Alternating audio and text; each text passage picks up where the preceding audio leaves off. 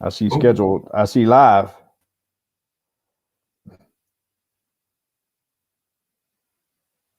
I see live. I see the time going on mine. Is it going on yours? It's going on mine. 12, 13, 14. Nice. All right. Let's do our Bomb quick share, diggity. and I'm gonna get this shared.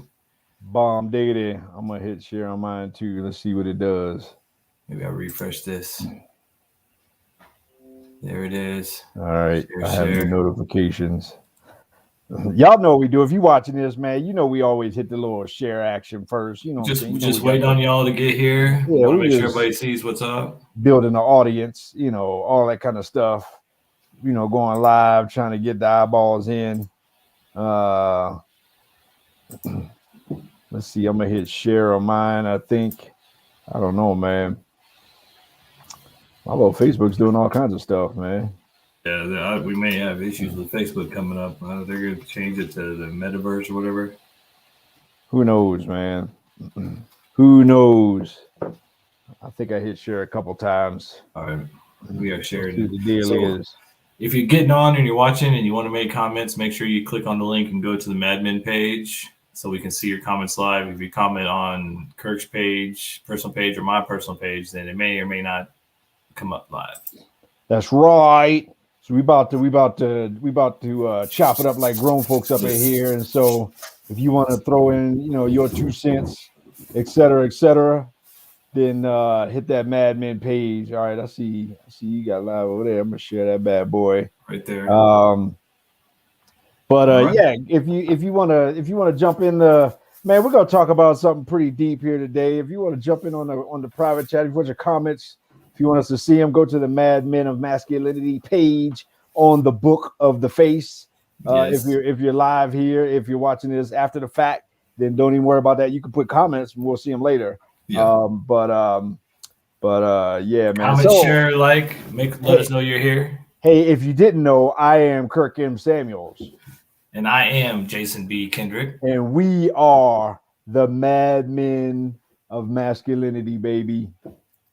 That's right. We're just real men having real conversations for you.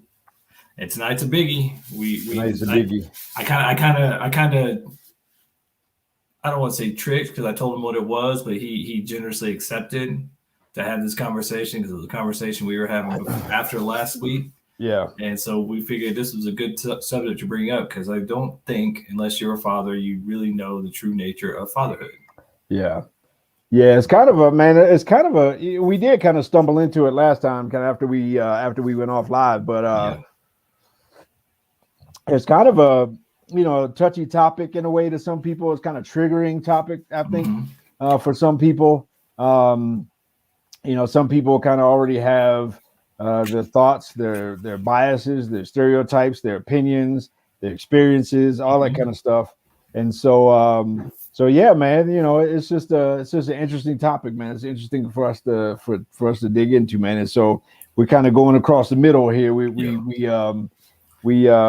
putting the guts on the line to go into this topic, man. So yes. So I'll let man. So what are we talking about today, man? Well, the truth about fatherhood or about fathers today. And I know from the conversation you and I had now, for those of you who are watching and are looking at me like, well, if you don't know or you do know, I'm not a father, but I am a son.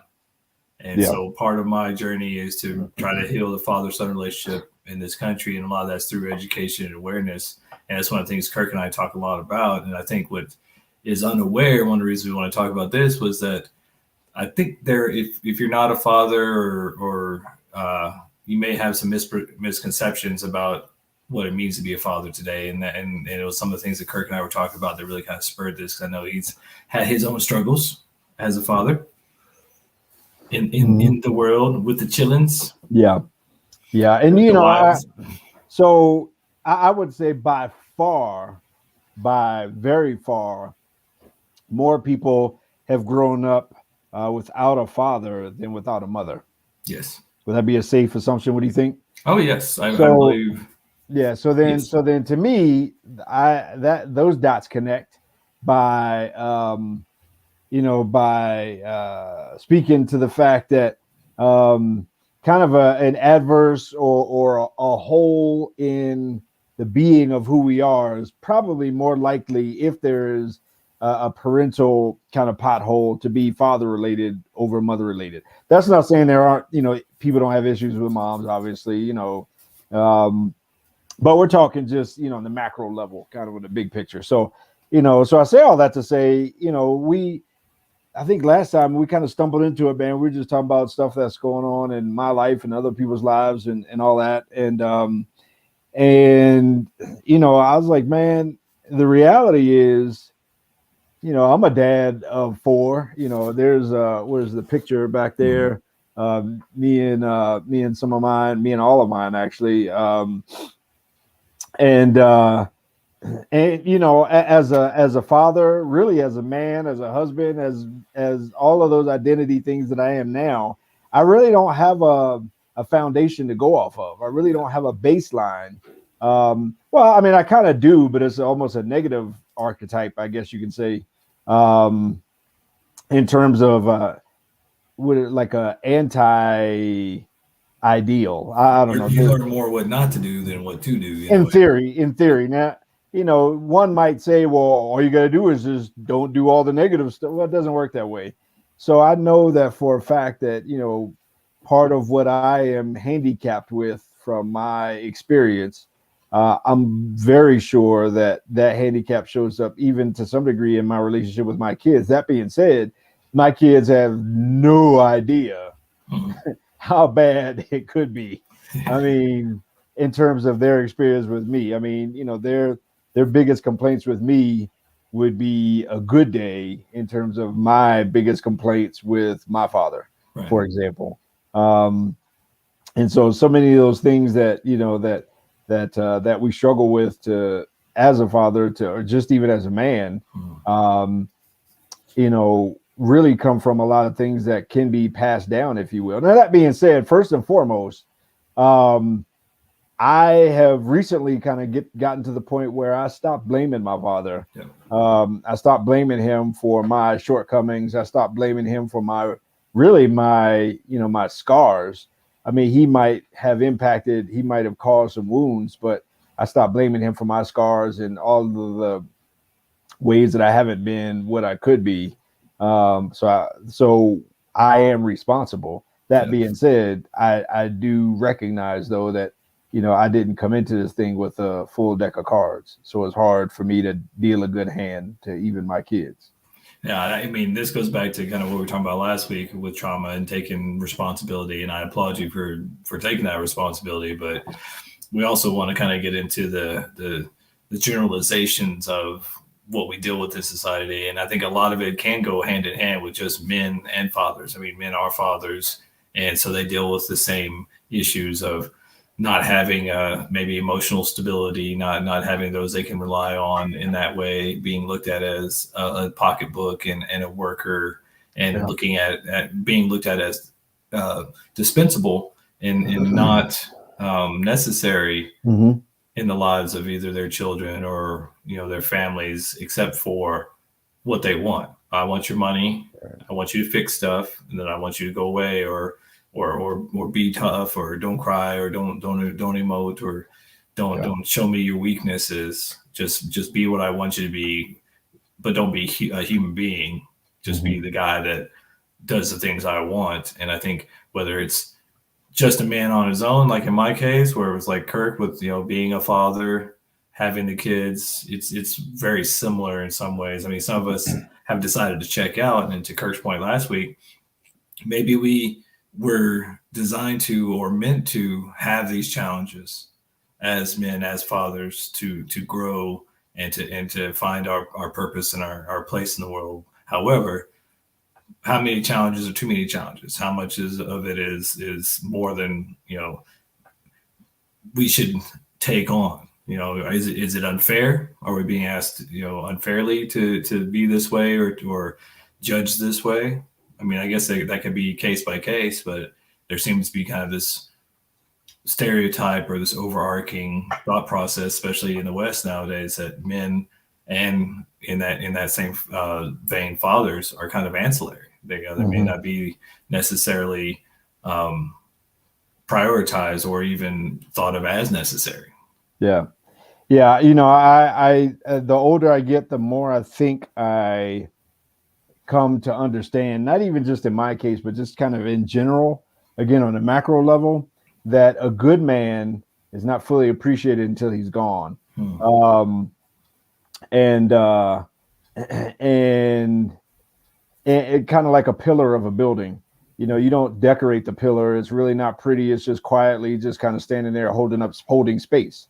And and you know, and I think, yeah, quite often in our culture, and you know, a lot of dads can be seen as, you know, we're good for what we're good for. You know, we need you when we need you.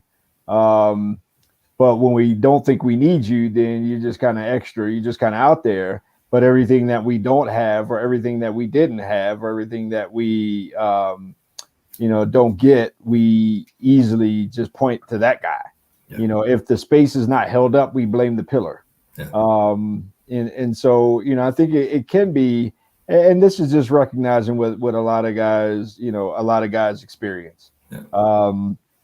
Where it's like, I thought you didn't need me, but now all of a sudden you need me. Mhm.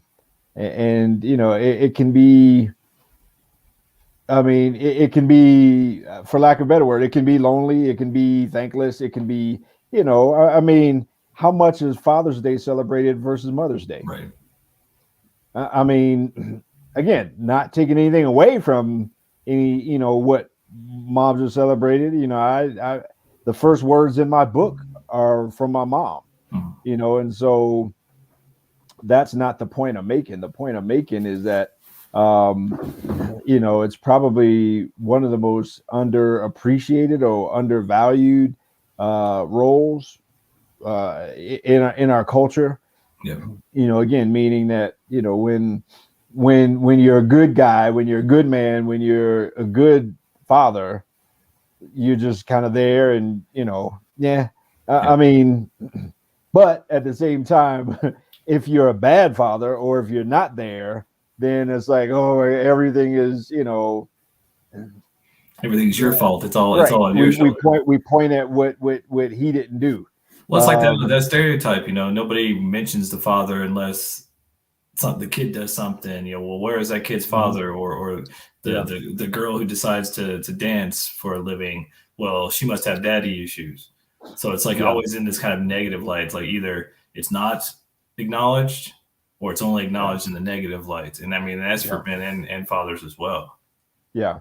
You know, and here's just the reality of the truth. And I mean, I've seen it in periphery. I've seen it in anecdotal stories and other people's whatever. I've seen this throughout our culture, that quite often when there's a breakdown of the family, the central figure in that breakdown of the family is the father, Yeah. is the man of the household, if you will. Um, Now, what do you do with that? I mean, I think, you know, I think as guys, as men, you know, we need to own our stuff. You know, I'm not one of those ones to just outright blame women. I don't like to do that. I recognize that that, you know, there are two sides to the seesaw. Um, you know, but at the same time, I think, you know, unless I've been everything that I should have been without fault, Mhm. then I need to start right here. I need to start with the one in the mirror first. That being said, I've also seen this repeatedly, that when there is a breakdown in the family, and in particular when there's, you know, a breakdown in a relationship between, let's say, a husband and a wife, and there are kids involved, more often than not, I see these days, you know, the wife or the mom, you know, can have a tendency to, you know, to pull the kids away from dad, or to cause a rift in the relationship with dad because of the problem that she has with dad. You know, and there's a legal term called, you know, parental alienation syndrome, or parental alienation. That's something that is a legal thing out there. And so quite often, a fractured relationship between a father and their child could have something to do with something that was passed down to that child Yeah. through, you know, maybe even in the worst case scenario, through a bitter or hurt mom. Let's Yeah. just be honest. Yeah.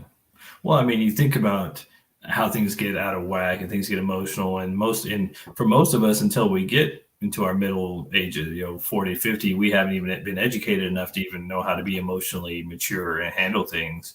And so if we're getting married in our 20s, having children and doing those things, we're not necessarily equipped. And unless we have a big family unit where there are men and women, elders, if you will, to guide us, that we're doing the best we can. And, like for your example and my example, we may not have had the best examples of fathers to glean off of, or to give us that support and that wisdom. And so we went our own directions and had to learn as we go. But there's also as we get into this whole equality talk, there's, as the pendulum swings one way, sometimes the other side gets neglected or forgotten about. And I think where we're getting to with this talk is that if you want to have a good father, if you want to have a good man in your life, appreciation is key. Men are very simple. If you want us to do more, you want us to be present, appreciation, being appreciative.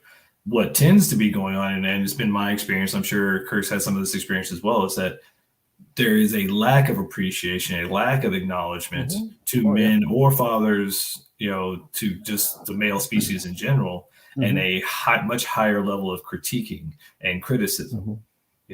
Oh, don't be emotional, don't cry, be a man, suck it up. Why are you doing that? Oh, you're not a real man. Oh, I'm not getting the butterflies or feeling all the stuff I felt when we got together, which is a natural wave of energy within a relationship.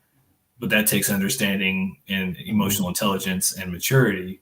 But what we're seeing a lot of is that kind of, even in the legal system, it's just been pulled away from men and fathers to go, okay, well, it's just about the mother raising the children. So there's no stable foundation. There's no pillar to hold up that family.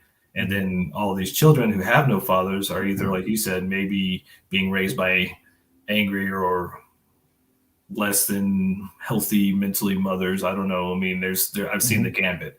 There's those that are very healthy, and those boys grow up really well and they love their mothers, but they still had healthy male role models in their lives, and so they know where they stand.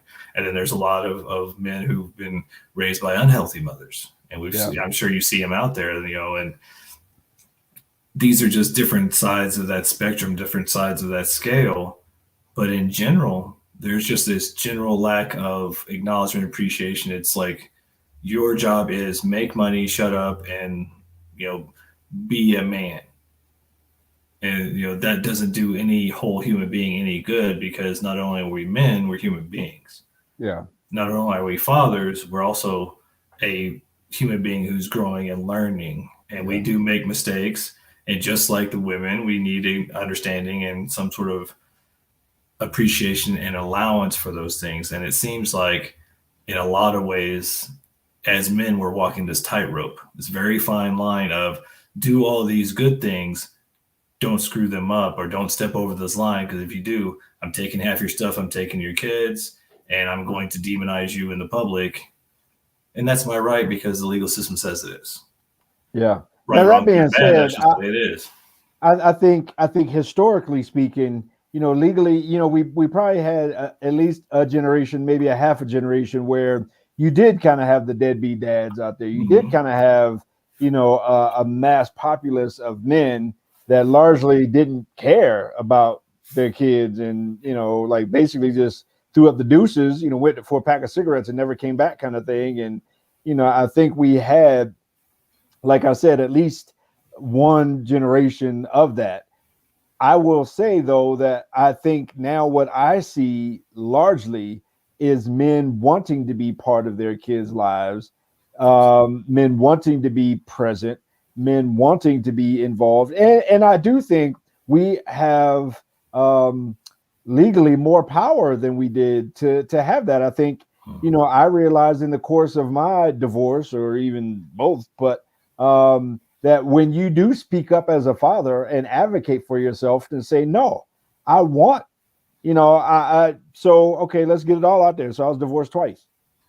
My first divorce, I just kind of hands off, I was like, okay, well, however this shakes out, it just does. And, And, hindsight, man, that was the worst thing I can do at the time. I only got them. I got my kids, 30% of the time. And quite honestly, I had to fight for that.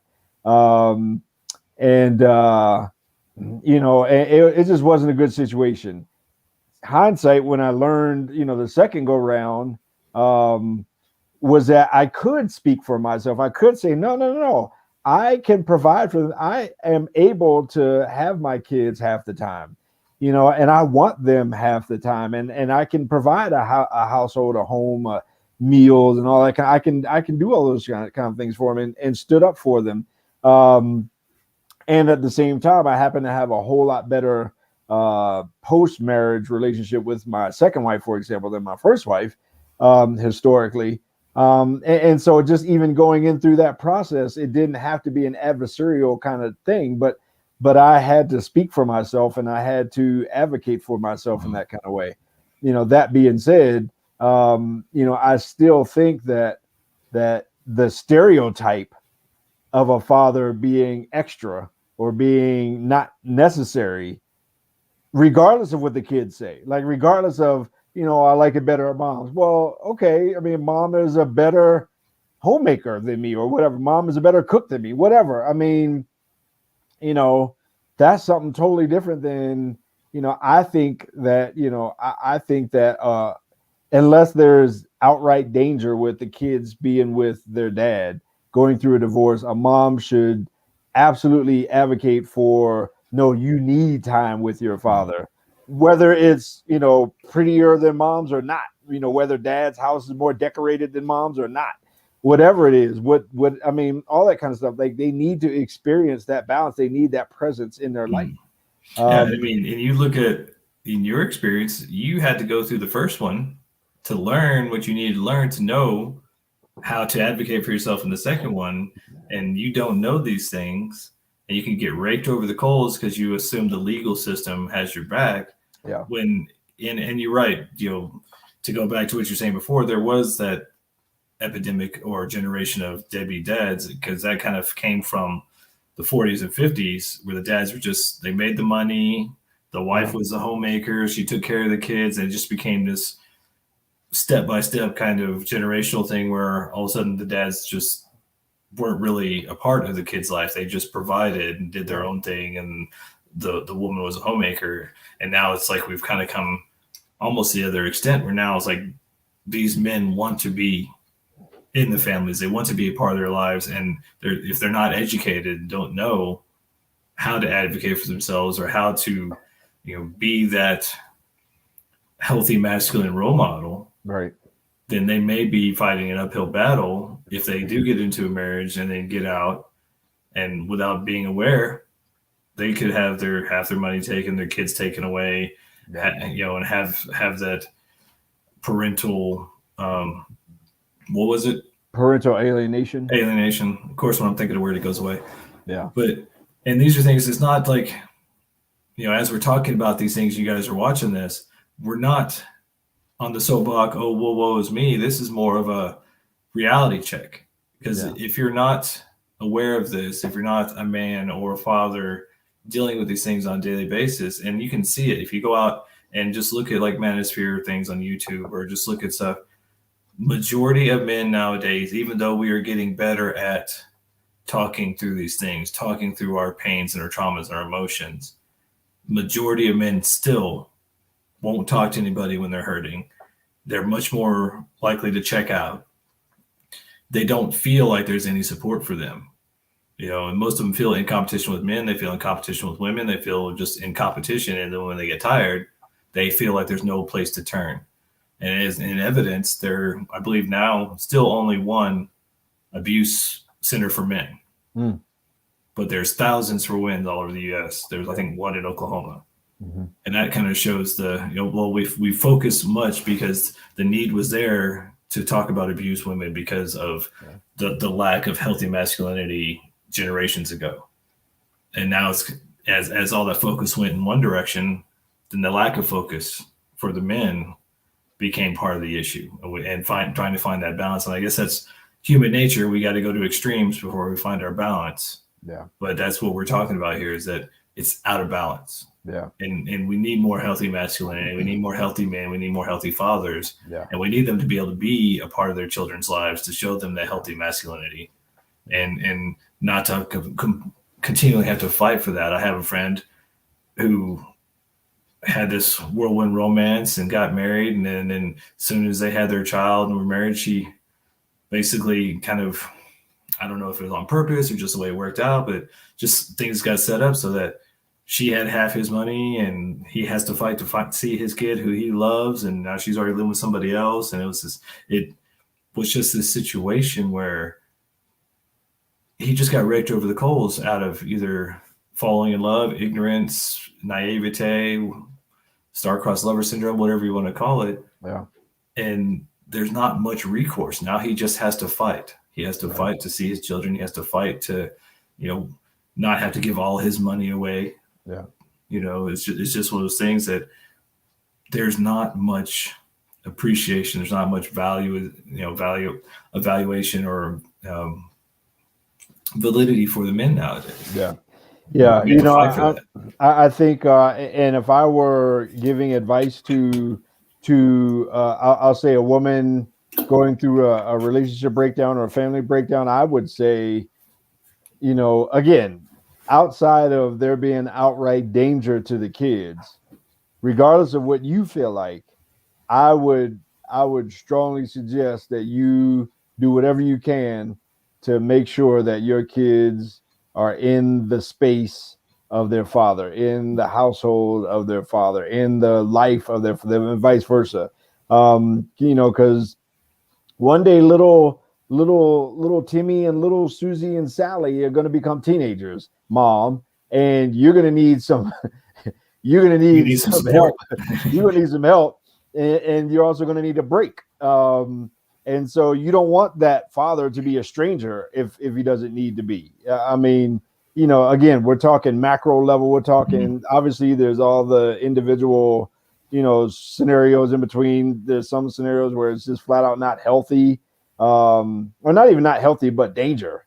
Yeah. And again, Mom, your experience with him is not their experience with him. Yeah. And so for you to think, well, he did this and he did that, and he was a jerk, and blah blah blah, just whatever your experience is, again, unless there's some outright danger, I'm talking like some significant, dangerous, violent addictions, tendencies, mental health issues. I don't know. He's homeless.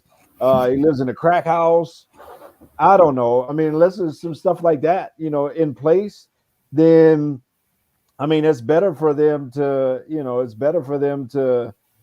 in the long run, I think it's better for them to at least know him than to not know him at all. Yeah. And to be in his space. But yeah, quite often, if there is a good guy, and I mean, probably every guy knows at least one or two guys that had to or is fighting for time or to be in his kids' lives. Yeah. Or has gone through a divorce where, mom got to the kids and told kids stuff about dad that she shouldn't have.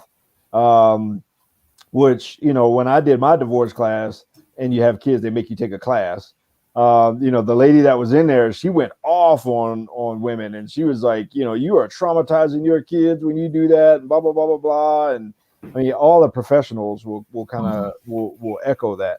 But they need to be involved in fathers' lives, and to that point, guys that are out there, we're, I mean, that's a place where we're operating out of lack or out of a wound. Yeah. But at the same time, we're probably trying to do the best that we can do, even if it's not good enough for society. And back in our day, it was, the benchmark was, Cliff Huxtable. Well, we see what was going on behind the scenes with Cliff Huxtable, right? So even that was a fairy tale, right? Yeah. And so, none of us are perfect, and most of us as guys are really trying to overcome, the wounds that we suffered growing up in relation to probably our father. Yeah. Well, it's one of the things that we've all got to keep in mind is that we're all still learning, we're all still growing, and we all can tend to act out emotionally. And I think especially what I see a lot of, especially for the good guys out there who are providing, doing their best, but maybe the lady in the relationship doesn't feel the sparks, or they're not feeling the butterflies, or maybe he's just not it's gotten into the doldrums of the relationship, and so it's not exciting anymore, so you're both starting to look in the other directions. Stopping and asking yourself, is this an emotional decision? Is this something that's temporary before making these rash decisions? Because like most good guys who are doing the best they can just need a little understanding and a little patience. And if you could talk to each other about it and maybe get some counseling about it, you might be able to save something. Because I don't know how many ladies I see nowadays who, because of how our society is just kind of built it up. I was talking to a teenage girl who worked at the racetrack the other day, and she made some just offhand comment jokingly about, oh yeah, well, I'll just break up with him and take all his stuff. It's like, this is ingrained in the mindset now. And so instead of working through troubles, instead of working through challenges, they just cut and run. And it's this fast food mentality. But then afterwards, a lot of them regret it. Now they're late, mid 30s with kids, and they can't find a guy, or they can't find a relationship because those guys have been burnt and no longer have any hide left, or any, their nerves are on fire, and they're like, I'm good. We can hang out, but I'm not trying to go that road again. And so they are now sad that they left the good guy, and maybe they can get him back, but most of the time he'll be jaded.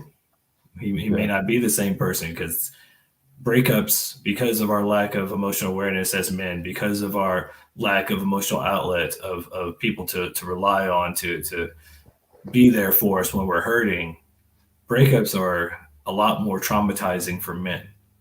And I know when I go through breakups, I usually go through the shutdown, and I think it's almost like we go through the 5 stages of grief. We shut down. And so they think, oh, well, he doesn't care because he's not showing any emotion. No, he's shut down. He's in protect mode. He's like in shock. And then he goes through 6 months to a year or more of processing those things. And it's not a fun or easy process to get over. And knowing these things beforehand, not just pulling the cord and saying, oh, I don't feel the butterflies, or he did this one thing and I don't like it. Well, you may be throwing away a great thing, and you won't find that out until, to Kirk's point, most good guys aren't missed until they're gone. You don't realize the benefit that they bring until they're gone. The same with fathers. You don't understand all the time and all the impact those fathers have in those children's lives until those children are grown. And then all of a sudden they're in therapy and they're struggling, and you're like, well, I don't understand why they're struggling. And I know in my case, my parents did the very best they could, but I grew up in the generation of like latchkey kids, and both my parents worked. So it was just natural for me to be on my own. And because they were working. I got up in the morning and they left. I got on the school bus. I came home, and this was just a normal thing. It's what I grew up at. I didn't know any better. It wasn't until I became an adult and in therapy realized that I had suffered from emotional neglect, that I had complex PTSD, because even though they did the best they could, all those decisions have an impact on that child. And now as an adult, I get to heal that. I get to deal with that. It's my responsibility. Yeah. There's a silent space that a good father can hold, that nobody else in the household can hold. And it's one of those, it's one of those things, as well as a sense of vigilance and perspective and all those kinds of things. It's like, there's so many things that happen in our bodies that we're not just even aware of. We're not even aware of our white blood cells going after stuff, going after viruses or diseases or whatever in our body, just as we live. And so there's a space that's held by a masculine, a safe masculine presence, even if he's not the best. but a safe masculine presence in the space. And this has happened twice now. This has happened twice that, there comes a day where mom needs to reach out to dad, like, hey, he or she is tripping and they need to come to your house or whatever it is. I mean, and I've seen it firsthand now, secondhand and third hand, where that happens. And so, you don't want it to be a foreign kind of thing when mom needs space because she about to choke a kid, and they need to go to dad's kind of thing. And so, but to your point, I also think, when he's there, when he's in the space, he probably doesn't get recognized for the little things that he does. Again, the white blood cell kind of analogy, you don't really think about that. You don't think that there are like germs and all this stuff trying to attack our body all day, every day. And we got these little certain types of blood cells, not even the red blood cells, they got oxygen, but the white blood cells that are going after. And that's the kind of stuff that we don't say, 2468, we appreciate, but I tell you what, I mean, pro athletes get paid millions of dollars, but they still got cheerleaders on the sidelines. Yeah. And so, I mean, to your point, it's very much like the oil in the engine or eyesight or something. Mm-hmm. When things are working, it goes unnoticed or it goes unappreciated. And that's kind of how fathers are and a lot of men are. And when we're doing our job, things just work. Yeah. And so because that's what we're used to and that's what the family's used to, they don't think to acknowledge that. Right. But then when the father's gone or when the man's gone, and then all of a sudden now it's just well, I need you. Yeah. Well, I was there before. Right. But I wasn't, it was like, why? And I think that's what I hear so much from men now. It's like, well, why? Why should I put in the effort? Why should I put up with this when I get zero in return other than grief and heartache? Right. And the only time you call me is when now you need my support. Now you need this strong male influence or whatever to come in because now you're struggling. When if he had been there the whole time, maybe he wouldn't have gotten to that, critical point, that critical mass. Yeah. And so it's like, I realize we get jaded and, we're used to Wi-Fi and 100 channels and all these things just working, but that's people. People make that work. Men make that work. Women make that work. And showing some appreciation. I mean, we see it now with people not wanting to, work because they're trying to be told what to do, with all the stuff going on and the shipping crisis. I mean, we can live by ourselves, but none of us are an island unto ourselves because we're all a community and we all work together. And showing, maybe being aware of that and having a bit of a more depth of vision and a little wider focus and realizing, we need each of us, men and women together, working to make this thing work. Yeah. And so, so, I mean, maybe as we line up on a runway here, I think, from a guy perspective, got man to man, brother to brother, most of what we go through, we're not the only one going through it. Mm-hmm. And I've talked to a whole lot of guys that thought they were the only one going through the same thing. And I've even had some really good friends when I tell them some of the stuff that may be happening in my life. They're like, really? So there's hope, huh? And I'm like, yeah, man. And so, if you're a guy, the encouragement is, man, I know it's lonely. And I know, to you, it feels thankless. You don't get the hand clap, or you don't get the thank you when you walk in the door, and nobody knows how bad it could be in the house compared to all the stuff that you put to the side, all of the stuff that you are stuffing or that you are not, that you are not portraying. They don't know what's really going on in there. So brother, you're not alone. I get it. And then, to the ladies, like, please don't undervalue, don't underestimate the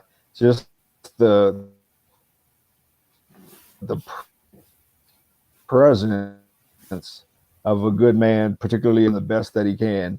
And to that point, that's the best that he can do. Yeah. I mean, we're here together. We need to work together, and a part of this whole conversation that we wanted to have was just the equality that we want to Your have in signal the locked world. up? Can you hear me? I can hear you. Yeah.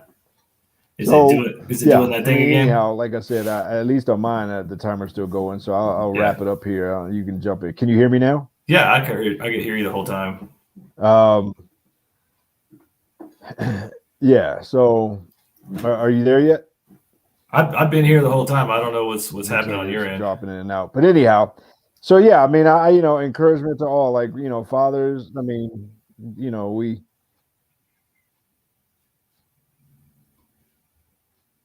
It looks like we're having some technical difficulties, but to Kirk's point, we're in this together. Appreciate each other. Know that we're all in this together. Even if you think you're doing it alone, you didn't pack your groceries, you didn't drive the truck.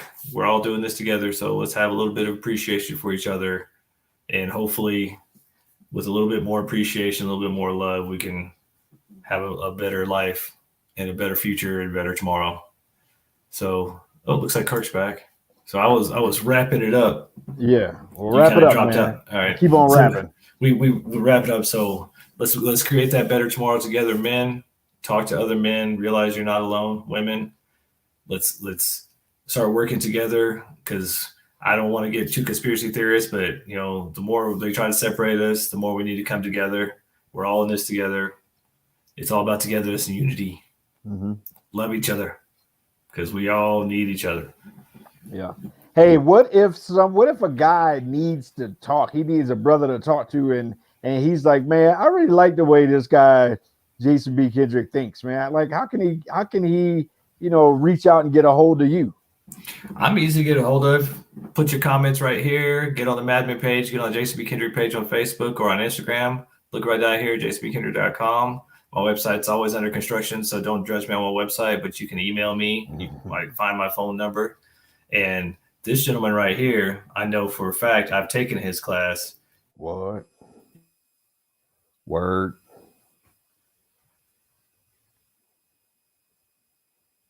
At the bottom of the screen, you see his Kirk M. Samuels right there.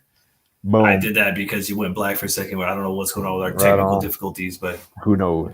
This is haters hating somewhere. It's the people out there sitting there cancel culture at us. Yeah, it's destroying our signal. It's the cancel gremlins, the cancel warlords out there. We trying to do something positive, and they trying to cancel us. You can't take us down. Nah. Anyway.